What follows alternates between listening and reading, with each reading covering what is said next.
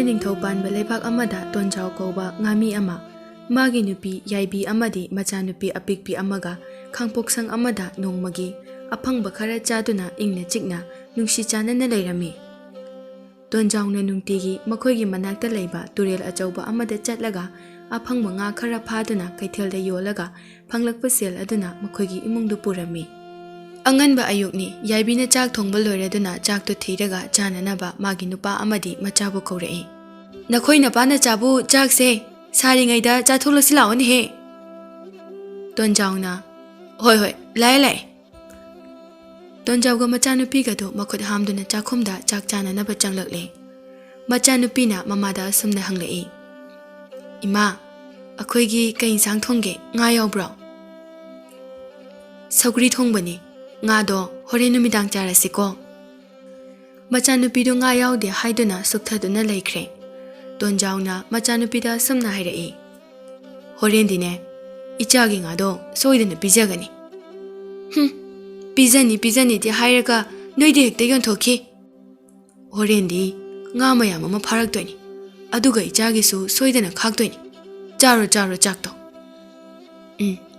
horendi ichagi nga bijauko hoi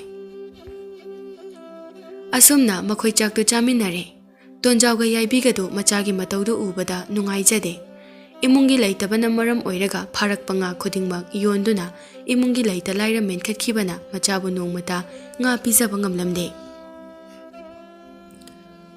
tonjau chak chaba tokladuna nga pharunaba makhutta lang ama paiduna thorei yaibi prap thoraktuna tonjauda samna hairei horendi cheng khara wanbiro cheng sulai trabani hoi walage ase hairam laga tonjau adu nga phaba chatkhre ngasidi madaw yabana tonjau du nga khara yamna pharami madu ubada ma yamna haraurami mahakna nga adu kaithelda khara yolaga khara amana khaktuna thamlami numidang wairamni somda yaibiga machanupiga so tonjauna halakpa ngaiduna leirami ngaihak leiraga tonjau do makhutta kaino khara paiduna halai madu ubada yaibiga machanupiga do haraujai tonjauna pochai sing adu yaibida pisalaklami sese chingsu wala abani aduga ne sina thauthumni aduga sina ngani phajana thong aduga ichaga akhoi hauna chase machanupi yaibida onsendona harauna hairei machanupi na ima ngasidi akhoi nga chadore ko hoi chadore ngasidi ne ichagi nga se phajana hauna thongge asumna ngasidi yaibina nga ado hauna thongduna makhoi ahum harau chaminarami matam khara haukre ngasi su tonjau do chagngan chaduna mahausagum turel aduda nga phaba laklami sumlakpagi lambida tonjauna asumna khalami ngarang ahing nong chukhibanina ngasidi nga yamna phagadaba malise nga yam pharadi nga singdo kaithale yolaga phanglakpa seladuna numit kharani di konarani se ase khaladuna tonjau do monda nungaina laklami asumna turel adu yoboga tonjau do langdo lakthokduna turel mapanda leplaga langdo langlami mahakna lang adu chingkhatnaba honabada lang adu aduki matik lumlami tonjau nu mapukningda harauna sumna khalami onthokna lumkhreda langsidi nga kayambu thuraba jano ahan be hek langbaga nga sigam thura malene he asi khalladuna mana lang ado yamna wana chingkhatlami adubu mana khallubadugi onna tainabada umakak achauba ma oirami as aina khaluri siga loiredana sidi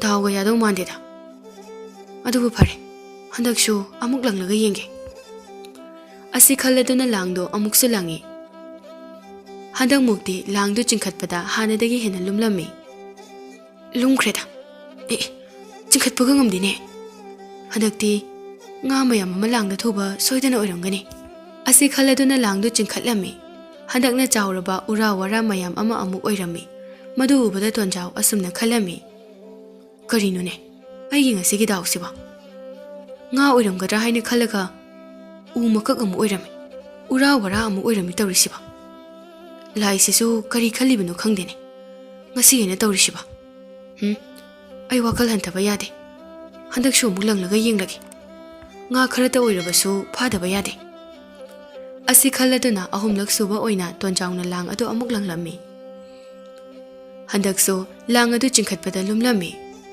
ꯑꯣ ꯍꯟꯗꯛꯇꯤ ꯉꯥ ꯈꯔꯗꯤ ꯊꯨꯔ ꯃꯥꯜꯂꯦꯍꯦ ꯑꯁꯤ ꯈꯜꯂꯗꯨꯅ ꯇꯣꯟꯖꯥꯎꯗꯣ ꯂꯥꯡꯗꯨ ꯆꯤꯡꯈꯠꯂꯝꯃꯤ ꯑꯗꯨꯕꯨ ꯉꯥꯗꯤ ꯑꯃꯠꯇ ꯊꯨꯔꯝꯗꯦ ꯉꯥꯒꯤ ꯃꯍꯨꯠꯇ ꯑꯆꯧꯕ ꯂꯩꯕꯥꯛꯀꯤ ꯆꯐꯨ ꯑꯃ ꯑꯣꯏꯅ ꯊꯨꯔꯝꯃꯤ ꯑꯦ ꯀꯩꯅꯣ ꯁꯤꯗꯤ ꯍꯩꯃ ꯂꯩꯕꯥꯛꯀꯤ ꯆꯐꯨꯅꯤꯅꯦꯍꯦ ꯀꯔꯤ ꯀꯔꯤꯕꯨ ꯌꯥꯎꯕꯖꯥꯠꯅꯣ ꯑꯃꯨꯛꯇꯕꯨ ꯌꯦꯡꯒꯦ ꯉꯥ ꯈꯔ ꯌꯥꯎꯔꯝꯃꯗꯤ ꯐꯅꯤꯗ ꯑꯁꯤ ꯈꯜꯂꯗꯨꯅ ꯂꯩꯕꯥꯛꯀꯤ ꯆꯐꯨ ꯃꯅꯨꯡ ꯑꯗꯨꯗ ꯌꯦꯡꯂꯝꯃꯤ ꯑꯗꯨꯕꯨ ꯂꯩꯕꯥꯛ ꯈꯔ ꯅꯠꯇꯅ ꯀꯔꯤꯁꯨ ꯌꯥꯎꯔꯝꯗ꯭ꯔꯦ ꯃꯗꯨ ꯎꯕꯗ ꯇꯣꯟꯖꯥꯎꯗꯤ ꯃꯊ꯭ꯋꯥꯏ ꯋꯥꯕ ꯍꯧꯔꯛꯂꯝꯃꯤ ꯑꯗꯨꯒ ꯑꯁꯨꯝꯅ ꯈꯜꯂꯝꯃꯤ ꯑꯩꯕꯨ ꯉꯁꯤ ꯉꯥ ꯑꯃꯠꯇ ꯐꯥꯗꯅ ꯆꯠꯂꯗꯤ ꯀꯃꯥꯏꯅ ꯇꯧꯅꯤ ꯆꯦꯡꯁꯨ ꯊꯥꯎ ꯊꯨꯝꯁꯨ ꯑꯃꯠꯇ ꯂꯩꯍꯧꯗꯦ ꯑꯩꯒꯤ ꯅꯨꯄꯤꯒ ꯏꯆꯥꯒꯗꯣ ꯆꯔꯥ ꯍꯦꯟꯕ ꯇꯥꯔꯕ꯭ꯔꯥ ꯇꯧꯔꯤꯁꯤꯕꯣ ꯃꯣꯏꯗꯤ ꯑꯩ ꯍꯜꯂꯛꯄ ꯉꯥꯏꯗꯨꯅ ꯂꯩꯔꯝꯗꯅꯤ ꯇꯣꯟꯖꯥꯎꯗꯨ ꯃꯊ꯭ꯋꯥꯏ ꯋꯥꯅ ꯃꯕꯨꯛꯅꯤꯡꯗ ꯑꯁꯨꯝꯅ ꯈꯟꯗꯨꯅ ꯂꯥꯡꯗꯣ ꯑꯃꯨꯛ ꯂꯪꯉꯤ ꯍꯦ ꯇꯥꯏꯕꯪ ꯃꯄꯨ ꯍꯟꯗꯛꯇꯤ ꯁꯣꯏꯗꯅ ꯉꯥ ꯈꯔ ꯊꯣꯛꯍꯟꯕꯤꯌꯨꯀꯣ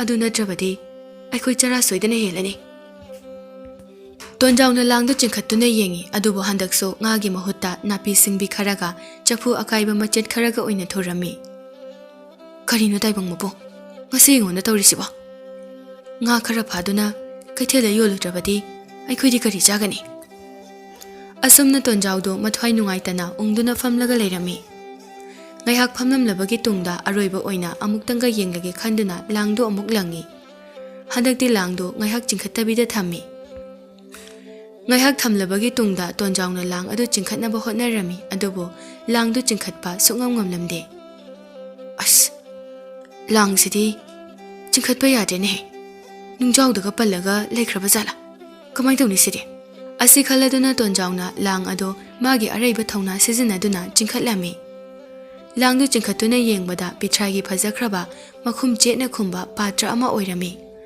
ꯇꯣꯟꯖꯥꯎ ꯄꯥꯇ꯭ꯔ ꯑꯗꯨ ꯎꯕꯗ ꯑꯁꯨꯝꯅ ꯈꯜꯂꯝꯃꯤ ꯃꯁꯤꯒꯤ ꯄꯥꯇ꯭ꯔꯁꯤꯗꯤ ꯐꯖꯈ꯭ꯔꯦꯗ ꯃꯌꯦꯛꯅ ꯐꯖꯅ ꯍꯛꯇꯨꯅ ꯁꯥꯏꯅꯦꯍꯦ ꯅꯤꯡꯊꯧꯒꯨꯝꯕꯒꯤ ꯍꯤꯔꯥꯃꯅꯤ ꯃꯨꯛꯇ ꯊꯝꯕ ꯄꯥꯇ꯭ꯔꯕꯨ ꯃꯥꯜꯂꯤꯅꯦ ꯁꯤꯗꯤ ꯃꯁꯤꯕꯨ ꯁꯅꯥ ꯂꯨꯄꯥ ꯃꯅꯤ ꯃꯨꯛꯇꯥꯒ ꯌꯥꯎꯕ ꯖꯥꯠꯂꯥ ꯑꯣ ꯁꯅꯥ ꯂꯨꯄꯥ ꯁꯣꯏꯗꯅ ꯌꯥꯎꯔꯝ ꯇꯥꯏ ꯃꯈꯨꯝꯒ ꯆꯦꯠꯅ ꯈꯨꯝꯂꯤꯁꯤꯅꯗꯤ ꯇꯥꯏꯕꯪ ꯃꯄꯨꯅ ꯑꯩꯒꯤ ꯑꯋꯥꯕꯁꯦ ꯎꯕꯤꯗꯨꯅ ꯑꯩꯕꯨ ꯅꯨꯡꯉꯥꯏꯍꯜꯂꯒꯦ ꯈꯟꯗꯨꯅ ꯇꯧꯔꯛꯄ ꯑꯣꯏꯔꯝꯒꯅꯤ ꯑꯁꯤ ꯈꯜꯂꯗꯨꯅ ꯇꯣꯟꯖꯥꯎꯅ ꯄꯥꯇ꯭ꯔ ꯑꯗꯨꯒꯤ ꯆꯦꯠꯅ ꯈꯨꯝꯂꯤꯕ ꯃꯈꯨꯝꯗꯨ ꯃꯈꯨꯠꯅ ꯐꯛꯇꯨꯅ ꯌꯥꯝꯅ ꯋꯥꯅ ꯍꯥꯡꯂꯝꯃꯤ ꯄꯥꯇ꯭ꯔ ꯑꯗꯨ ꯃꯈꯨꯝ ꯍꯥꯡꯂꯕꯗ ꯈꯪꯍꯧꯗꯅ ꯄꯥꯇ꯭ꯔ ꯑꯗꯨꯗꯒꯤ ꯍꯤꯡꯆꯥꯕ ꯑꯃ ꯊꯣꯔꯛꯇꯨꯅ ꯑꯁꯨꯝ ꯆꯥꯎꯈꯠꯂꯛꯂꯝꯃꯤ ꯃꯗꯨꯒ ꯃꯈꯨꯠ ꯂꯣꯟꯅꯗꯨꯅ ꯑꯁꯨꯝꯅ ꯍꯥꯏꯔꯛꯏ ꯏꯍꯦ ꯇꯥꯏꯕꯪ ꯃꯄꯨ ꯅꯍꯥꯛ ꯈꯛꯇꯅꯤ ꯑꯩꯅ ꯀꯤꯖꯕ ꯍꯧꯖꯤꯛꯇꯤ ꯑꯩꯁꯦ ꯅꯪꯒꯤ ꯅꯅꯥꯏ ꯑꯣꯏꯔꯕꯅꯤ ꯑꯩꯕꯨ ꯍꯥꯠꯄꯤꯒꯅꯨ ꯑꯩ ꯅꯪꯅ ꯇꯧ ꯍꯥꯏꯕ ꯄꯨꯝꯅꯃꯛ ꯇꯧꯖꯒꯦ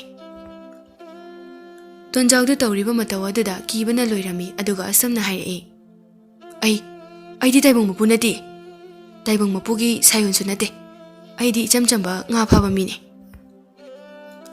ꯇꯣꯟꯖꯥꯎꯒꯤ ꯋꯥꯗꯨ ꯇꯥꯔꯒ ꯍꯤꯡꯆꯥꯕꯗꯨ ꯍꯔꯥꯎꯅ ꯑꯁꯨꯝꯅ ꯍꯥꯏꯔꯛꯏ ꯀꯔꯤ ꯅꯪꯕꯨ ꯇꯥꯏꯕꯪ ꯃꯄꯨ ꯅꯠꯇꯦ ꯍꯥꯏꯕ ꯌꯥꯝ ꯐꯔꯦ ꯑꯗꯨꯗꯤ ꯅꯪꯅ ꯑꯩꯕꯨ ꯄꯥꯇ꯭ꯔꯁꯤꯗꯒꯤ ꯊꯥꯗꯣꯛꯄ ꯁꯣꯏꯗꯅ ꯑꯣꯏꯔꯝꯒꯅꯤ ꯇꯣꯟꯖꯥꯎꯗꯨ ꯃꯈꯣꯜ ꯅꯤꯛꯅ ꯀꯤꯅ ꯈꯨꯝꯂꯛꯏ ꯃꯥꯅꯦ ꯑꯩꯅ ꯅꯪꯕꯨ ꯄꯥꯇ꯭ꯔꯗ ꯃꯈꯨꯝ ꯍꯥꯡꯗꯣꯛꯇꯨꯅ ꯊꯥꯗꯣꯛꯄꯅꯤ ꯀꯩꯅꯣ ꯅꯪꯗꯤ ꯌꯥꯝ ꯆꯥꯎꯏ ꯀꯤꯌꯦ ꯑꯣ ꯑꯗꯨꯗꯤ ꯍꯧꯖꯤꯛ ꯑꯩ ꯅꯪꯕꯨ ꯍꯥꯠꯄ ꯇꯥꯔꯦ ꯀꯩꯅꯣ ꯅꯪ ꯍꯥꯏꯗꯨꯕꯣ ꯑꯩꯗꯤ ꯅꯪꯉꯣꯟꯗ ꯀꯩꯁꯨꯁꯨ ꯇꯧꯈꯤꯗꯦ ꯑꯗꯨꯒ ꯅꯪꯅ ꯋꯥꯅ ꯂꯩꯔꯝꯕꯗꯣ ꯑꯩꯅ ꯊꯥꯗꯣꯛꯄꯤꯔꯒ ꯀꯩꯒꯤ ꯑꯩ ꯍꯥꯠꯇꯣꯏꯅꯣ ꯍꯥꯏꯌꯣ ꯍꯤꯡꯆꯥꯕ ꯑꯗꯨꯅ ꯑꯁꯨꯝꯅ ꯍꯥꯏꯔꯛꯏ ꯑꯗꯨꯗꯤ ꯍꯥꯏꯒꯦ ꯇꯥꯎ ꯃꯇꯝ ꯌꯥꯝꯅ ꯀꯨꯏꯔꯕꯒꯤ ꯃꯃꯥꯡꯗ ꯑꯩꯅ ꯑꯩꯒꯤ ꯄꯥꯡꯒꯜ ꯁꯛꯇꯤꯒꯤ ꯅꯥꯄꯜꯅ ꯂꯌꯥꯝꯁꯤꯡꯅ ꯇꯧꯕ ꯉꯝꯕ ꯁꯛꯇꯤꯕꯨ ꯁꯤꯡꯅꯈꯤ ꯑꯗꯨꯕꯨ ꯑꯀꯣꯟꯕꯗꯗꯤ ꯑꯩ ꯃꯥꯏꯊꯤꯈꯤ ꯃꯗꯨꯒꯤ ꯃꯇꯨꯡ ꯂꯌꯥꯝꯁꯤꯡ ꯑꯗꯨꯅ ꯑꯩꯕꯨ ꯄꯤꯊ꯭ꯔꯥꯏꯒꯤ ꯄ꯭ꯔꯥꯠꯇ ꯃꯅꯨꯡ ꯑꯁꯤꯗ ꯍꯥꯞꯆꯤꯟꯗꯨꯅ ꯃꯈꯨꯝ ꯈꯨꯝꯖꯤꯟꯗꯨꯅ ꯊꯝꯈꯤ ꯑꯗꯨꯒ ꯀꯅꯥꯒꯨꯝꯕ ꯑꯃꯅ ꯃꯈꯨꯝ ꯍꯥꯡꯗꯣꯛꯇꯨꯅ ꯊꯥꯗꯣꯛꯇ꯭ꯔꯤ ꯐꯥꯎꯕ ꯑꯩꯒꯤ ꯄꯥꯞꯀꯤ ꯃꯍꯩꯅꯤ ꯈꯟꯗꯨꯅ ꯇꯥꯏꯕꯪ ꯃꯄꯨꯕꯨ ꯁꯣꯟꯗꯨꯅ ꯂꯩꯌꯨ ꯍꯥꯏꯔꯒ ꯇꯨꯔꯦꯜ ꯑꯁꯤꯗ ꯂꯪꯊꯔꯛꯈꯤ ꯅꯨꯃꯤꯠ ꯑꯗꯨꯗꯒꯤ ꯑꯩ ꯄꯤꯊ꯭ꯔꯥꯏꯒꯤ ꯄꯥꯇ꯭ꯔ ꯃꯅꯨꯡ ꯑꯁꯤꯗ ꯌꯥꯝꯅ ꯋꯥꯅ ꯂꯦꯟꯈꯤꯕꯅꯤ ꯍꯤꯡꯆꯥꯕꯒꯤ ꯋꯥꯗꯨ ꯇꯥꯔꯒ ꯇꯣꯟꯖꯥꯎꯅ ꯃꯊꯟꯇ ꯑꯁꯨꯝꯅ ꯈꯜꯂꯤ ꯑꯗꯨꯒ ꯑꯄꯪ ꯑꯩꯅ ꯄꯥꯇ꯭ꯔ ꯑꯁꯤ ꯍꯥꯡꯗꯣꯛꯇꯨꯅ ꯊꯥꯗꯣꯛꯂꯨꯔꯤꯕꯀꯣ ꯍꯤꯡꯆꯥꯕ ꯑꯗꯨꯅ ꯃꯈꯥ ꯑꯃꯨꯛ ꯇꯥꯔꯛꯏ ꯑꯩꯅ ꯋꯥꯅ ꯂꯦꯜꯂꯤꯉꯩ ꯃꯇꯝꯗꯨꯗ ꯑꯩꯅ ꯑꯁꯨꯝꯅ ꯋꯥꯁꯛꯈꯤ ꯆꯍꯤ 100ꯒꯤ ꯃꯃꯥꯡꯗ ꯑꯩꯕꯨ ꯄꯥꯇ꯭ꯔ ꯑꯁꯤꯗꯒꯤ ꯊꯥꯗꯣꯛꯈꯤꯕ ꯃꯤꯗꯣ ꯁꯅꯥ ꯂꯨꯄꯥ ꯃꯌꯥꯝ ꯑꯃ ꯄꯤꯔꯒ ꯃꯥꯕꯨ ꯅꯨꯡꯉꯥꯏꯍꯟꯒꯦ ꯍꯥꯏꯗꯨꯅ ꯍꯤꯡꯆꯥꯕꯒꯤ ꯋꯥꯗꯨ ꯇꯥꯔꯒ ꯇꯣꯟꯖꯥꯎ ꯍꯔꯥꯎꯅ ꯍꯥꯏꯔꯛꯏ ꯑꯗꯨꯗꯤ ꯁꯅꯥ ꯂꯨꯄꯥ ꯃꯌꯥꯝꯗꯣ ꯑꯩꯉꯣꯟꯗ ꯄꯤꯔꯣ ꯑꯩꯅ ꯅꯪꯕꯨ ꯊꯥꯗꯣꯛꯄꯤꯕꯅꯤꯅ ꯍꯤꯡꯆꯥꯕ ꯑꯗꯨꯅ ꯃꯈꯥ ꯑꯃꯨꯛ ꯇꯥꯔꯝꯃꯤ ꯑꯗꯨꯕꯨ ꯆꯍꯤ 100ꯒꯤ ꯃꯅꯨꯡꯗ ꯑꯩꯕꯨ ꯀꯅꯥꯃꯠꯇꯅ ꯊꯥꯗꯣꯛꯄꯤꯈꯤꯗꯦ ꯍꯤꯡꯆꯥꯕꯒꯤ ꯋꯥ ꯑꯗꯨꯗ ꯇꯣꯟꯖꯥꯎꯅ ꯑꯁꯨꯝꯅ ꯉꯛꯅ ꯍꯥꯏꯔꯛꯏ ꯑꯦ ꯅꯪꯅ ꯄꯥꯇ꯭ꯔ ꯃꯅꯨꯡ ꯑꯁꯤꯗ ꯂꯩꯔꯛꯄ ꯆꯍꯤ 100 ꯁꯨꯔꯕ ꯍꯥꯏꯁꯦ ꯑꯁ ꯑꯩꯗꯤ ꯁꯅꯥ ꯂꯨꯄꯥ ꯐꯪꯒꯅꯤ ꯈꯜꯂꯨꯔꯒ ꯑꯗꯨꯒꯤ ꯃꯇꯨꯡꯗ ꯑꯩꯅ ꯑꯁꯨꯝꯅ ꯑꯃꯨꯛ ꯋꯥꯁꯛꯈꯤ ꯑꯩꯕꯨ ꯆꯍꯤ 1000ꯒꯤ ꯃꯅꯨꯡꯗ ꯊꯥꯗꯣꯛꯄꯤꯕ ꯃꯤ ꯑꯗꯨꯗ ꯃꯥꯅ ꯑꯄꯥꯝꯕ ꯄꯣꯠꯁꯛ 3 ꯄꯤꯒꯦ ꯍꯥꯏꯅ ꯇꯣꯟꯖꯥꯎꯗꯨ ꯍꯤꯡꯆꯥꯕꯒꯤ ꯋꯥꯗꯨ ꯃꯔꯛ ꯊꯠꯇꯨꯅ ꯑꯃꯨꯛꯁꯨ ꯍꯔꯥꯎꯅ ꯍꯥꯏꯔꯛꯏ ꯑꯗꯨꯗꯤ ꯆꯍꯤ 1000ꯗꯨꯒꯤ ꯃꯅꯨꯡꯗ ꯑꯩꯅ ꯊꯥꯗꯣꯛꯄꯤꯔꯕ ꯅꯠꯇ꯭ꯔꯥ ꯍꯧꯖꯤꯛꯇꯤ ꯑꯩꯒꯤ ꯑꯄꯥꯝꯕ ꯄꯣꯠꯁꯛ 3ꯗꯨ ꯄꯤꯔꯣ ꯍꯤꯡꯆꯥꯕ ꯑꯗꯨꯅ ꯑꯃꯨꯛ ꯃꯈꯥ ꯇꯥꯔꯛꯏ ꯑꯗꯨꯕꯨ ꯆꯍꯤ 1000 ꯑꯗꯨꯁꯨ ꯍꯧꯈ꯭ꯔꯦ ꯑꯩꯕꯨ ꯀꯅꯥꯃꯠꯇꯅ ꯊꯥꯗꯣꯛꯄꯤꯈꯤꯗꯦ ꯑꯗꯨꯗꯒꯤ ꯑꯩ ꯁꯥꯎꯅꯤꯡꯕꯅ ꯁꯨꯝ ꯍꯦꯜꯂꯛꯇꯨꯅ ꯑꯁꯨꯝꯅ ꯑꯃꯨꯛ ꯋꯥꯁꯛꯈꯤ ꯐꯔꯦ ꯁꯤꯗꯒꯤꯗꯤ ꯑꯩꯕꯨ ꯄꯥꯇ꯭ꯔ ꯑꯁꯤꯗꯒꯤ ꯍꯦꯛ ꯊꯥꯗꯣꯛꯄꯤꯕ ꯃꯤꯗ ꯃꯤ ꯑꯗꯣ ꯑꯩꯅ ꯁꯣꯏꯗꯅ ꯍꯥꯠꯀꯅꯤ ꯃꯗꯨ ꯇꯥꯕꯗ ꯇꯣꯟꯖꯥꯎꯗꯣ ꯀꯤꯕꯅ ꯂꯣꯏꯔꯦ ꯀꯩꯅꯣ ꯍꯥꯏꯁꯤꯕꯣ ꯑꯩ ꯂꯣꯏꯔꯦꯗꯅ ꯑꯩꯕꯨ ꯁꯤꯕ ꯇꯥꯔꯕꯣ ꯅꯪꯅ ꯑꯩꯕꯨ ꯊꯥꯗꯣꯛꯄꯤꯕꯅꯤꯅ ꯍꯧꯖꯤꯛꯇꯤ ꯅꯪꯕꯨ ꯍꯥꯠꯄ ꯇꯥꯕꯅꯤ ꯑꯁꯤ ꯍꯥꯏꯔꯗꯨꯅ ꯍꯤꯡꯆꯥꯕꯗꯣ ꯈꯨꯗꯛ ꯑꯗꯨꯗ ꯑꯁꯨꯝ ꯆꯥꯎꯈꯠꯂꯛꯇꯨꯅ ꯇꯣꯟꯖꯥꯎꯕꯨ ꯃꯈꯨꯠꯅ ꯄꯥꯏꯗꯨꯅ ꯄꯨꯈꯠꯂꯝꯃꯤ ꯇꯣꯟꯖꯥꯎ ꯀꯤꯕꯅ ꯊꯛ ꯊꯛ ꯅꯤꯛꯂꯝꯃꯤ ꯃꯄꯨꯛꯅꯤꯡꯗꯁꯨ ꯑꯁꯨꯝꯅ ꯈꯜꯂꯛꯏ ꯑꯣ ꯉꯁꯤꯗꯤ ꯑꯩ ꯁꯤꯕ ꯇꯥꯔꯕꯀꯣ ꯑꯗꯨꯕꯨ ꯑꯔꯣꯏꯕ ꯑꯣꯏꯅ ꯁꯤꯔꯦꯁꯤ ꯆꯪ ꯑꯩ ꯂꯧꯁꯤꯡ ꯑꯃ ꯇꯧꯗꯨꯅ ꯑꯃꯨꯛꯇꯗꯤ ꯌꯦꯡꯒꯦ ꯇꯣꯟꯖꯥꯎꯅ ꯑꯁꯨꯝꯅ ꯈꯜꯂꯤꯉꯩꯗ ꯍꯤꯡꯆꯥꯕꯗꯨꯅ ꯑꯃꯨꯛ ꯑꯁꯨꯝꯅ ꯍꯥꯏꯔꯛꯏ ꯍꯦ ꯅꯨꯄꯥ ꯀꯔꯤꯒꯤꯅꯣ ꯅꯪꯅ ꯁꯤꯔꯝꯗꯥꯏꯁꯤꯗ ꯃꯨꯔꯨꯝꯒ ꯁꯣꯜꯂꯤꯗꯨꯅ ꯇꯣꯟꯖꯥꯎ ꯀꯤꯗꯕ ꯁꯥꯗꯨꯅ ꯍꯥꯏꯔꯛꯏ ꯑꯩꯕꯨꯗꯤ ꯁꯤꯗꯧ ꯂꯩꯔꯦ ꯑꯗꯨꯕꯨ ꯑꯩꯅ ꯈꯜꯂꯤꯁꯦ ꯑꯗꯨꯛ ꯆꯥꯎꯕ ꯅꯪꯅ ꯄꯥꯇ꯭ꯔ ꯃꯆꯥ ꯑꯁꯤꯗ ꯅꯍꯥꯟꯈꯩ ꯂꯩ ꯍꯥꯏꯁꯤꯕꯨ ꯀꯃꯥꯏ ꯂꯩꯔꯤꯅꯣ ꯑꯩ ꯊꯥꯖꯗꯦꯗ ꯅꯪꯒꯤꯗꯣ ꯅꯆꯤꯟ ꯊꯤꯕ ꯑꯣꯏꯔꯝꯒꯅꯤ ꯇꯣꯟꯖꯥꯎꯒꯤ ꯋꯥ ꯑꯗꯨꯗ ꯍꯤꯡꯆꯥꯕꯗꯨ ꯁꯥꯎꯔꯛꯏ ꯀꯔꯤ ꯑꯩꯕꯨ ꯆꯤꯟꯊꯤ ꯍꯥꯏꯕ ꯑꯗꯨꯗꯤ ꯑꯩ ꯍꯧꯖꯤꯛ ꯅꯪꯒꯤ ꯅꯃꯥꯡꯃꯛꯁꯤꯗ ꯄꯥꯇ꯭ꯔ ꯃꯆꯥ ꯑꯁꯤꯗ ꯆꯪꯗꯨꯅ ꯎꯠꯀꯦ ꯌꯦꯡꯉꯨ ꯎꯠꯂꯨ ꯀꯃꯥꯏ ꯆꯟꯒꯦ ꯌꯦꯡꯒꯦ ꯎꯠꯀꯅꯤ ꯑꯁꯤ ꯍꯥꯏꯔꯒ ꯍꯤꯡꯆꯥꯕ ꯑꯗꯨꯅ ꯇꯣꯟꯖꯥꯎꯕꯨ ꯂꯩꯕꯥꯛ ꯃꯈꯥꯗ ꯊꯝꯂꯒ ꯄꯤꯛꯁꯤꯟꯗꯨꯅ ꯄꯤꯊꯥꯏꯒꯤ ꯄꯥꯇ꯭ꯔ ꯃꯅꯨꯡ ꯑꯗꯨꯗ ꯆꯪꯈ꯭ꯔꯦ ꯈꯨꯗꯛ ꯑꯗꯨꯗ ꯇꯣꯟꯖꯥꯎꯅ ꯄꯥꯇ꯭ꯔ ꯑꯗꯨꯒꯤ ꯃꯈꯨꯝ ꯑꯗꯨ ꯂꯧꯗꯨꯅ ꯈꯨꯝꯖꯤꯜꯂꯝꯃꯤ ꯍꯤꯡꯆꯥꯕꯗꯨ ꯄꯥꯇ꯭ꯔ ꯃꯅꯨꯡꯗꯒꯤ ꯑꯁꯨꯝꯅ ꯂꯥꯎꯔꯛꯏ ꯍꯦ ꯅꯨꯄꯥ ꯀꯩꯅꯣ ꯅꯪ ꯇꯧꯏꯗꯣ ꯊꯥꯗꯣꯛ ꯑꯩꯕꯨ ꯊꯥꯗꯣꯛ ꯑꯩꯗꯤ ꯅꯪ ꯀꯩꯗꯧꯕꯩ ꯊꯥꯗꯣꯛꯇꯣꯏꯕ ꯅꯪꯗꯤꯅꯦ ꯄꯥꯇ꯭ꯔ ꯃꯅꯨꯡ ꯑꯁꯤꯗ ꯆꯍꯤ 1000 ꯑꯃꯨꯛ ꯂꯩꯍꯧꯔꯣ ꯑꯗꯨꯅ ꯃꯇꯤꯛ ꯆꯥꯔꯕꯅꯤ ꯑꯩꯕꯨ ꯑꯃꯨꯛꯇ ꯊꯥꯗꯣꯛꯄꯤꯌꯨ ꯑꯩ ꯅꯪꯕꯨ ꯍꯥꯠꯂꯣꯏ ꯅꯪꯕꯨ ꯅꯨꯡꯉꯥꯏꯕ ꯃꯤ ꯑꯃ ꯑꯣꯏꯍꯟꯒꯦ ꯑꯩꯅ ꯍꯥꯏꯁꯦ ꯊꯥꯖꯕꯤꯌꯨ ꯑꯩꯗꯤ ꯀꯩꯗꯧꯕꯩ ꯊꯥꯖꯗꯣꯏꯕ ꯅꯪꯒꯤ ꯀꯗꯔꯗꯣ ꯑꯩ ꯈꯪꯂꯔꯣꯏꯁꯤꯔꯣ ꯑꯩꯕꯨ ꯑꯄꯪꯕꯗꯧꯅ ꯅꯪꯕꯨ ꯊꯥꯗꯣꯛꯂꯒ ꯑꯩꯕꯨ ꯍꯥꯠꯍꯜꯂꯣ ꯍꯥꯏꯔꯣ ꯑꯩꯕꯨ ꯊꯥꯖꯧ ꯇꯥꯏꯕꯪ ꯃꯄꯨꯒꯤ ꯃꯤꯡ ꯄꯟꯗꯨꯅ ꯋꯥꯁꯛꯂꯤꯕꯁꯤꯅꯤ ꯑꯩ ꯅꯪꯕꯨ ꯅꯨꯡꯉꯥꯏ ꯌꯥꯏꯐꯕ ꯃꯤ ꯑꯃ ꯁꯣꯏꯗꯅ ꯑꯣꯏꯍꯟꯒꯦ ꯐꯔꯦ ꯅꯪꯅ ꯑꯗꯨꯛ ꯌꯥꯝꯅ ꯍꯥꯏꯖꯔꯕꯅꯤꯅ ꯊꯥꯗꯣꯛꯄꯤꯔꯒꯦ ꯑꯗꯨꯒ ꯅꯪꯅ ꯍꯥꯏꯈꯤꯕ ꯋꯥꯗꯨꯗꯤ ꯉꯥꯛꯎ ꯑꯁꯤ ꯍꯥꯏꯔꯗꯨꯅ ꯇꯣꯟꯖꯥꯎꯅ ꯄꯥꯇ꯭ꯔ ꯃꯈꯨꯝ ꯑꯗꯨ ꯍꯥꯡꯇꯣꯛꯇꯨꯅ ꯍꯤꯡꯆꯥꯕꯗꯨ ꯊꯥꯗꯣꯛꯄꯤꯔꯝꯃꯤ ꯍꯤꯡꯆꯥꯕꯗꯨꯅ ꯇꯣꯟꯖꯥꯎꯗ ꯑꯁꯨꯝꯅ ꯍꯥꯏꯔꯛꯏ ꯍꯧꯖꯤꯛꯇꯤ ꯑꯩ ꯅꯪꯉꯣꯟꯗ ꯀꯩꯁꯨ ꯇꯧꯔꯔꯣꯏ ꯀꯤꯒꯅꯨ ꯅꯪꯕꯨ ꯃꯐꯝ ꯑꯃꯗ ꯄꯨꯔꯒꯦ ꯂꯥꯛꯑꯣ ꯑꯁꯤ ꯍꯥꯏꯔꯗꯨꯅ ꯍꯤꯡꯆꯥꯕ ꯑꯗꯨ ꯆꯥꯎꯈꯠꯂꯛꯇꯨꯅ ꯇꯣꯟꯖꯥꯎꯕꯨ ꯃꯥꯒꯤ ꯈꯨꯕꯥꯛꯇ ꯍꯥꯞꯇꯨꯅ ꯃꯊꯛꯇ ꯄꯥꯏꯔꯒ ꯂꯥꯛꯂꯝꯃꯤ ꯉꯥꯏꯍꯥꯛ ꯄꯥꯏꯔꯒ ꯂꯥꯛꯂꯕꯒꯤ ꯇꯨꯡꯗ ꯂꯩꯀꯪꯂꯥ ꯑꯣꯏꯕ ꯃꯐꯝ ꯑꯃꯗ ꯂꯩꯕ ꯑꯆꯧꯕ ꯄꯥꯠ ꯑꯃꯒꯤ ꯃꯅꯥꯛꯇ ꯑꯃꯨꯛ ꯄꯥꯏꯊꯔꯛꯇꯨꯅ ꯇꯣꯟꯖꯥꯎꯕꯨ ꯊꯝꯂꯝꯃꯤ ꯇꯣꯟꯖꯥꯎꯅ ꯍꯤꯡꯆꯥꯕꯗꯨꯗ ꯑꯁꯨꯝꯅ ꯍꯪꯂꯛꯏ ꯀꯗꯥꯏꯗꯅꯣ ꯅꯪꯅ ꯑꯩꯕꯨ ꯄꯨꯔꯛꯏꯁꯤꯅ ꯃꯁꯤꯒꯤ ꯄꯥꯠꯁꯤꯗ ꯅꯪꯒꯤ ꯂꯥꯡꯗꯣ ꯑꯃꯨꯛꯇꯪ ꯂꯪꯉꯨ ꯑꯗꯨꯒ ꯃꯆꯨꯒꯤ ꯉꯥ 3 ꯈꯛ ꯊꯨꯒꯅꯤ ꯑꯗꯨꯒ ꯉꯥꯗꯣ ꯅꯪꯅ ꯄꯨꯗꯨꯅ ꯅꯤꯡꯊꯧꯒꯤ ꯃꯅꯥꯛꯇ ꯆꯠꯂꯨ ꯑꯗꯨꯒ ꯅꯤꯡꯊꯧꯅ ꯅꯪꯉꯣꯟꯗ ꯁꯅꯥ ꯂꯨꯄꯥ ꯁꯣꯏꯗꯅ ꯄꯤꯔꯛꯀꯅꯤ ꯑꯁꯤ ꯍꯥꯏꯔꯝꯂꯒ ꯍꯤꯡꯆꯥꯕꯗꯨ ꯆꯠꯈ꯭ꯔꯦ ꯍꯤꯡꯆꯥꯕꯗꯨꯅ ꯍꯥꯏꯔꯝꯕꯒꯤ ꯃꯇꯨꯡ ꯏꯟꯅ ꯇꯣꯟꯖꯥꯎꯅ ꯂꯥꯡ ꯑꯗꯨ ꯂꯧꯊꯣꯛꯇꯨꯅ ꯄꯥꯠ ꯑꯗꯨꯒꯤ ꯃꯄꯥꯟꯗ ꯂꯦꯞꯂꯒ ꯂꯥꯡꯗꯨ ꯂꯪꯂꯝꯃꯤ ꯉꯥꯏꯍꯥꯛ ꯂꯩꯔꯒ ꯇꯣꯟꯖꯥꯎꯅ ꯂꯥꯡꯗꯨ ꯆꯤꯡꯈꯠꯇꯨꯅ ꯌꯦꯡꯉꯤ ꯍꯤꯡꯆꯥꯕ ꯑꯗꯨꯅ ꯍꯥꯏꯕꯗꯨꯃꯛ ꯊꯣꯛꯂꯝꯃꯤ ꯂꯥꯡꯗꯨꯗ ꯁꯅꯥ ꯃꯆꯨꯒꯤ ꯉꯥ ꯂꯨꯄꯥ ꯃꯆꯨꯒꯤ ꯉꯥ ꯑꯁꯪꯕ nga angangba mari adu langduda thurami tonjauna khutak aduda langdagi machu mari gi nga du puduna ningthaugi konung tamna laklami konungdu yaurabada leiriba thongakpa ani dugi manakta changsinduna tonjauna asumna hairami ai iningthaugi manakta mukta changjage iningthauna chana naba nga khara pijaramge tawbani tonjaugi waduda thongakpana ningthauda hanglukhige ngaihak leiramo haiduna konungda changkhre ngaihak leiraga thongakpado thoraktuna hairai chango chango yarani iningthauda hairamlabani hoi hoi ase hairaduna tonjaudo ningthaugi manakta laklami aduga nga du puthoktuna ningthauda yenghali nga sidi phajakhreda machu amata manade ne sigumba nga sidi chabadi lairadana amukta phawba ukhidrine ningthau aduna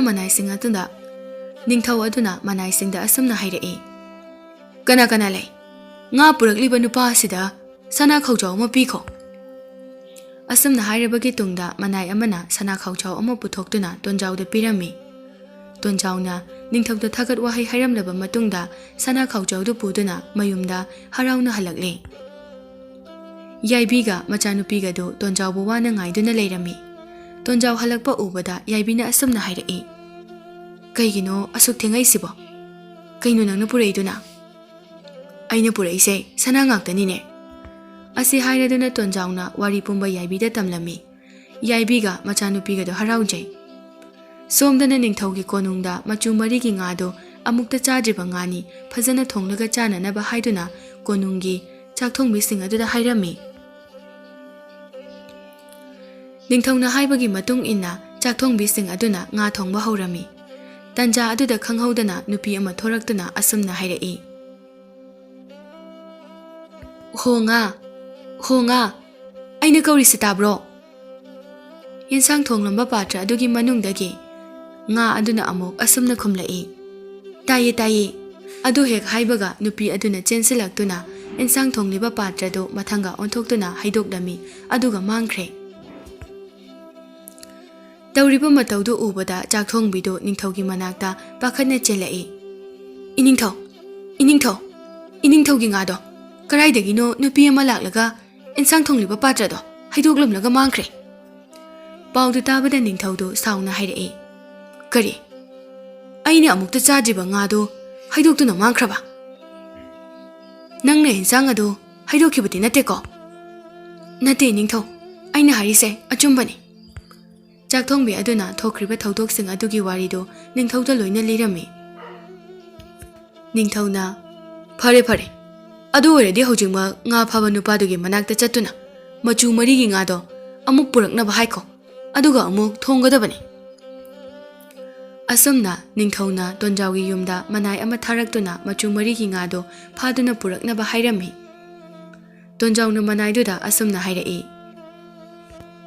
madugi machu mari gi nga do de nongmada amukhak phagadabani aduna ngasidi phaba yararoi phare adudi nga do hayeng oina pharaga kunungdo puro ase hairamlaga ningthaugi manai do chatkhre mathangi numini tonjawna patuda chatuna langdo amuktang langlaga machu mari gi nga do pharaga puraktuna ningthauda pirami ngasidi ningthauna manai amada chakthongbi aduna hairibadu chumbra yengo haiduna manai ama sangduna nga do thongba yenghallami chakthongbiduna nga do thongba haurami tanjaduda hanagi matawgom nupidu amuk thoraktuna nga duda amuk kaurami adubu ensang thongliba patra manung adudagi nga duna khumlami madugi matungda patra du nupi aduna mathanga onthoraktuna haidoklamlaga nupidu mangkhirami tawriba matawdu ubada ningthau manai aduso pungak ngakre manai aduna ningthaugi manakta laktuna chakthongbi aduna hairiba wafam adu asengbani haina hairami manai gi wadu taraga ningthauna asumna hairai phare adudi hayeng sunga phaba nupa do machu mari gi nga do amuksu purakna ba haiko aduga thodok ado ai imitsina yengba pami hoi iningthau asumna ningthau manai amana tonchawda amuk hairaga machu mari gi nga do konungda puhalaklami ngasidi ningthau adusu nga do thongba yenggadabagi ngaiduna leirami chakthongbidudi kibana loirami adubu ningthauna nga do thongnana ba haibadagi kina thongba haurami tanjaduda handakti mi tangkhai nga tangkhai ama oina thoraklami aduga asumna hairai Ho nga, nangbo aina kauri si tabro. Insang thongliba patra adugi manungdagi nga duna khomlai. Taye. Asumne hek khumbaga mi tangkhai nga tangkhai aduna changsilaktuna patra do mathanga onthoklamlaga mangkhirami. Ningthau adusu magi mitbang maktada tawribadu ubada yamna ngaklami. Asumna amuksu khali. Hais, kari matongno sidi. Maram amadi soidana lepham thoi. Ningthauduna manaida amuk onsinduna hairai. Nakhoi ama hojingmak nga phaba nupadugi mayumda chalo. Aduga nga phaba nupado aigi nakta puraga lao. Hoi ningthau. Asumna ningthau manai ama tonjaugi mayumda laklami. Tonjaugi mayum yaurabada tonjaudi leiba uramde. Ningthau manai aduna magi nupi yaibida asumna hanglami. Bema, tonjau leibra. Ningthau na hojingma mabu puraga lao hairai ne. Madi nga phaba chakhi leiti karigi oirabano. Mana ningthauda piramba nga adugi maramda hangnanaba oiramba yai. Aisu chapchabi khangdene. Yaibi hena pakhalai aduga asumna hanglai. Nga gi maram haiba. Nga duga dorage. Ningthau manai aduna yaibida wari pumbali duna tahalami. Yaibi su yamna ngaklami. Tanja aduda tonjau su mayumda halakle. Ningthau manai aduna tonjauda ningthauna mabu puraga lao hairai haina tamlami. Phare adudi aikhoi chalase. Hoi, jase. Asumna ningthau manai aduga loinana tonjaudo konungda laklami. Konung yaurabada ningthaugi manakta changsenduna asumna hanglami. Iningthau. Aibu kawi babu. Ningthauna tonjauda asumna hairai. He nupa. Nangna purakpa machu marigi ngasi karaidagi phare hayo. Masi achamba ngadi nate. Iningthau. Ai haizage tabiyo. Aikhoi lebaga sigi aroiba sarukta leiriba jingjau asi lanthoklaga umangomlaba lekhangla oiba mafam ama lei. Mafam aduda pat ama lei. Pat adudagi aina machu marigi nga se phaduna pujarakpani. Tonjaugi wada taraga ningthaudo mafam aduda chattuna kari lei haibado yengningba phawrami. Ningthauna tonjauda asumna mo hairai. Adudi nang mafam adugi lambido aingonda taw. Ai mafam aduda chattuna kari lei haibado khangthoklugi. Hoi iningthau. Asumna tonjauna pat leiba mafamdu taktuna ningthauga manai kharaga makhoi punna laklami. Patu ningthauna laptakna urai. Ningthauna manai sing aduda asumna hairai. Nakhoi mafam asida leiramu. Ai ithanta mafam ase changduna yengloge. Hoi iningthau. Asi hairaduna ningthau manai khara aduga tonjauga pat adugi maya adwaida lehaurami. Ningthaudo mathanta pat adugi manakta changsinduna yengi. Machugi nga sing aduso pat aduda chongduna sanari. Akoibadu yengkibada asang aman amata uramde uwa sing aduso mana amata pandana ikangkangduna leirami. Leipak aduso lekrak loina chatli. Uriba chingjau aduso ikokokna karimata hauramde. Ningthau aduna sum chattuna yengli laptakna konungumlaba nungngakta oiba mafam ama urami. Madu ubada ningthaudo mafam aduda changduna yengningba phawrai. Oh, ai mafam asida chattuna kari lei haibado amukta yenglukhige. Asumna ningthau adu mafam adu tamna laklami. Sum lakpada mahak ising khawrangbana loire. Mahakna nunggi konung aduda miga leiramgadra khanduna mapanda leplaga asumna khawrami. Kana legi mafam asibo ising yamna khawrangi. Ising kita thakjage ba. Mahakna kauribado kana su khumlaktraba aduda asumna khalami. Kana mada leitaba jatlane sibo. Ai hekta changlaga yenglageda. Asi khaladuna mahakna konung adugi manungda changduna yenglami. Angakpagi matawni konung adugi manungda leiramba pot khudingmak nungngakta oirami. Mahakna kakada changduna asum yenglami. Leiriba phamong, leiriba kolik, leiriba chana thaknanaba phamnaba pumnamak nunggi oirami. Karino ni tawrisiba? Pot khudingmak nunggi nungngakta oiribasiba? Masi maram amadi soidana leiramgani. Mahak asumna khanduna leiringai tanjaduda nupa amana yamna wana asumna haibagi khonjal taraklami. He taibang mapu. Aibu kari pap tawrubagi asuk wahanbiribano. Khonjaldu tabada ningthaudo khonjaldu tamna lai. Mahakna laptakna nungi phamung amada nupa ama masa tangkhai ama nung onduna yamna wana hiptuna leirami. Madu ubada ningthaudu nupadugi manakta prap prap changsenduna asumna hanglami. Nangbu kanano? Mafam asida kamaina phibam asida lairamlibano? Ningthaugi wadu taraga nupaduna asumna khumlai. Ai laipak asigi ningthauni. Mingna pamhaibu kawi. Mafam ase konungni. Kaino haisibo? Adudi mafam sigi miyamdi kadaida chakraba? Aduga oiriba phibam asina karino? Nangna lakpada pat ama lehobudo madugi patuda lairiba machu machugi ngasingdo aigi praja singni. Aigi leibak asiso mahai maro asangaman haikol leikolna pik thanba fajaraba leipak ama oirami. Hingchabi aduna aigi leibakse umangumba leikanglagumna ohenkhibani. Aduga konung asiso nung olhankhibani. Aigi prajabuna machu machugi ngasing ado olhanbikhibani. Ningthau aduna ngakna hanglai. Adudi matau karamna oikribano? Ningthaugi wahang aduda pamhaibana magi haukhiba warising adu lirai. Pamhaiba mapa ningthau laikhidraba matungda masak matau yamna phajabi nupi amaga luhongduna mapagi mahut sinduna ningthau oirami. Matam khara lairabagi matungda nongma pamhaibana yahaurakpada thabak subi nipising aduna asumna ngangnabadu tarami. Aikhoigi ningthaugi nupisibu hingchabi ni harisibu chumbro? Nangna hangkai khangdro haise iningthauna tumlingaida hingchabi onduna hek chapado mi unaba yaurabani. Adudi madi kadai chatliba? Adudi khangde. Makhoigi wadu taraga pamhaibana asumna khalami. Kainone moina hainaisiba? Asibu asengboiba chala? Ai khangdoktaba yade. Asi khaladuna nongmadi pamhaibana magi nupigi asengmado khangtoknaba tumsinduna leirami. Mana tumkhrabada magi nupidu tumina haugatuna hingchabi onduna chatkhirami. Madu ubada pamhaibadu pungak ngakre. Aina nahan makai aigi nupini haiduna laururiba asidi hingchabi oiramlabako. Aduga mana chatliba asina kadaida oiraba jano? Ai khangdoktaba yade. Asi khaladuna pamhaibana hingchaba adugi matungda inaduna yenglami. Hingchabi ado amamba surung amada changkhirami. Pamhaiba hingchabi aduna chatliba adu khanglabagi tungda konungda halakduna tumsinaduna hingchabi adubu ngaiduna leirami. Nongalamdaigi matamni hingchabi do masak matau yamna phajabi nupido amu olaga halaklami. Pamhaibana amu fuk haugatuna hairai. Ahingsida nangna chatluiduna kaidana? Hojikti ai nang kanano khangni. Oh, aigi asengbasi khangkhrabako?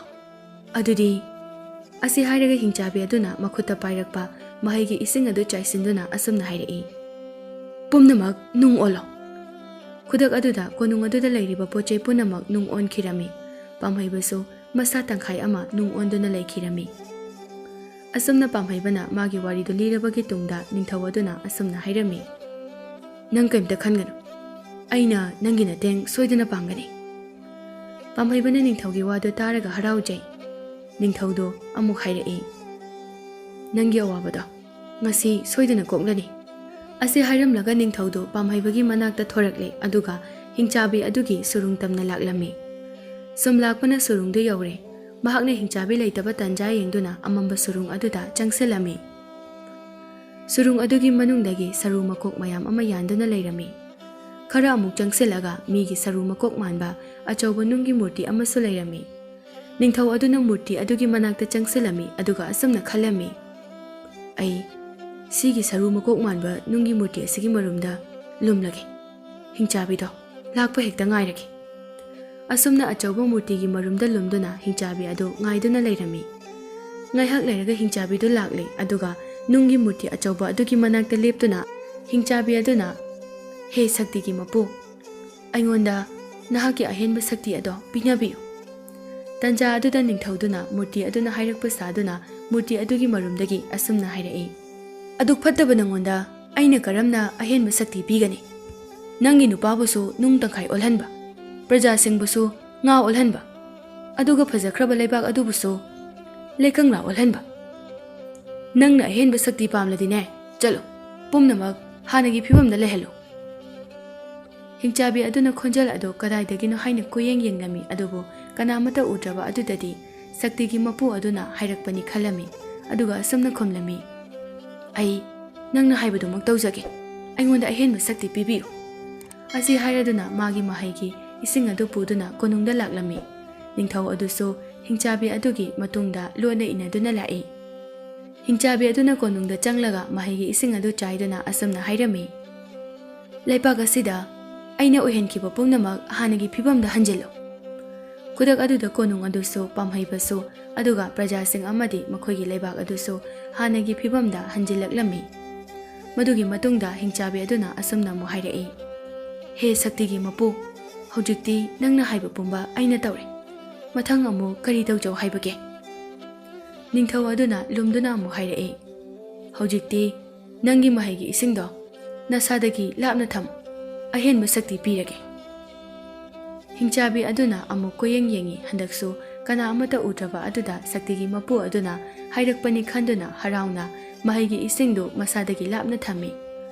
ꯈꯨꯗꯛ ꯑꯗꯨꯗ ꯅꯤꯡꯊꯧ ꯑꯗꯨꯅ ꯃꯍꯩꯒꯤ ꯏꯁꯤꯡ ꯑꯗꯨ ꯂꯧꯗꯨꯅ ꯍꯤꯡꯆꯥꯕꯤ ꯑꯗꯨꯗ ꯑꯁꯨꯝꯅ ꯍꯥꯏꯔꯒ ꯆꯥꯏꯁꯤꯜꯂꯝꯃꯤ ꯁꯦꯛꯄꯤ ꯑꯣꯜꯂꯣ ꯈꯨꯗꯛ ꯑꯗꯨꯗ ꯍꯤꯡꯆꯥꯕꯤ ꯑꯗꯨ ꯁꯦꯛꯄꯤ ꯑꯣꯟꯗꯨꯅ ꯄꯥꯏꯈꯤꯔꯝꯃꯤ ꯄꯥꯝꯍꯩꯕ ꯍꯔꯥꯎꯅ ꯅꯤꯡꯊꯧꯗ ꯑꯁꯨꯝꯅ ꯍꯥꯏꯔꯛꯏ ꯑꯩ ꯑꯗꯣꯝꯒꯤ ꯇꯧꯕꯤꯃꯜꯁꯦ ꯄꯨꯟꯁꯤ ꯆꯨꯞꯄ ꯀꯥꯎꯖꯔꯣꯏ ꯄꯥꯝꯍꯩꯕꯒꯤ ꯋꯥꯗꯨꯗ ꯅꯤꯡꯊꯧꯅ ꯑꯁꯨꯝꯅ ꯍꯥꯏꯔꯝꯃꯤ ꯑꯩꯅ ꯁꯤꯗ ꯂꯥꯛꯏꯁꯦ ꯉꯥꯃꯤ ꯑꯃꯒꯤ ꯃꯇꯦꯡꯗꯒꯤꯅꯤ ꯃꯥꯅ ꯃꯐꯝ ꯑꯁꯤ ꯇꯥꯛꯇꯨꯅ ꯑꯩ ꯃꯐꯝ ꯑꯁꯤꯗ ꯂꯥꯛꯄꯅꯤ ꯑꯗꯨꯒ ꯅꯪꯒ ꯊꯦꯡꯅꯗꯨꯅ ꯅꯪꯒꯤ ꯃꯇꯦꯡ ꯄꯥꯡꯂꯤꯕ ꯑꯁꯤꯅꯤ ꯉꯥꯃꯤ ꯍꯥꯏꯕ ꯃꯥꯗꯤ ꯀꯗꯥꯏꯗ ꯂꯩꯍꯧꯒꯦ ꯅꯤꯡꯊꯧ ꯑꯗꯨꯅ ꯄꯥꯝꯍꯩꯕꯗ ꯄꯥꯠ ꯑꯗꯨꯒꯤ ꯃꯅꯥꯛꯇ ꯂꯩꯍꯧꯕ ꯇꯣꯟꯖꯥꯎ ꯑꯃꯗꯤ ꯃꯅꯥꯏꯁꯤꯡ ꯑꯗꯨꯒꯤ ꯃꯅꯥꯛꯇ ꯄꯨꯔꯛꯇꯨꯅ ꯇꯣꯟꯖꯥꯎꯕꯨ ꯃꯁꯛ ꯇꯥꯛꯂꯝꯃꯤ ꯄꯥꯝꯍꯩꯕꯅ ꯇꯣꯟꯖꯥꯎꯕꯨ ꯊꯥꯒꯠ ꯋꯥꯍꯩ ꯍꯥꯏꯔꯗꯨꯅ ꯁꯅꯥ ꯈꯥꯎꯖꯥꯎ ꯑꯃ ꯄꯤꯔꯛꯈꯤ ꯑꯁꯨꯝꯅ ꯃꯈꯣꯏ ꯕꯤꯗꯥꯏ ꯄꯤꯅꯔꯕ ꯃꯇꯨꯡꯗ ꯃꯈꯣꯏꯒꯤ ꯂꯩꯕꯥꯛꯇ ꯑꯃꯨꯛ ꯍꯜꯂꯛꯂꯤ ꯅꯤꯡꯊꯧ ꯑꯗꯨꯅꯁꯨ ꯇꯣꯟꯖꯥꯎꯕꯨ ꯀꯣꯅꯨꯡꯗ ꯄꯨꯔꯒ ꯁꯅꯥ ꯈꯥꯎꯖꯥꯎ ꯑꯃ ꯄꯤꯗꯨꯅ ꯃꯌꯨꯝꯗ